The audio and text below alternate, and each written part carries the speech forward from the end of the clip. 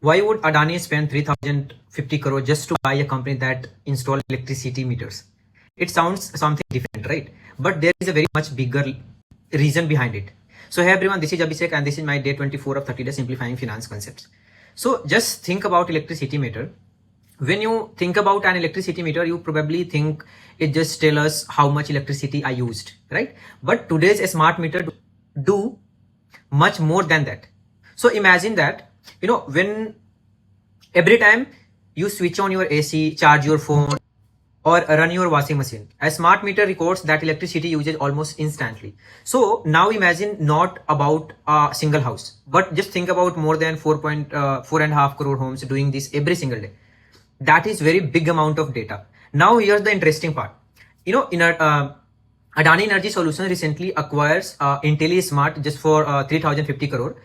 At very first, it looks like they just buy a smart meter company, but they actually buy something that is much bigger. They gain the access to one of the India's largest smart meter network.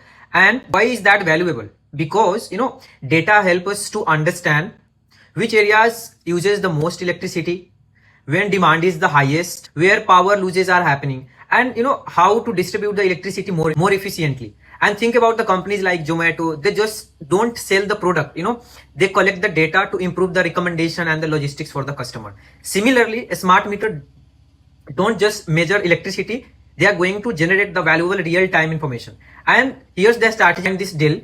Adani is already involved in the power generation, so power transmission and the power distribution. By adding a smart meter to the businesses, they now control almost the entire electricity value chain. And that is called the vertical integration. So instead of depending on different companies, one company manages the multiple stages of the businesses. That means better efficiency, better decision making, and potentially lower operating cost over the time. So 3050 crore deal was not just about buying the meter, it was about buying data, technology, and the greater control over the power ecosystem.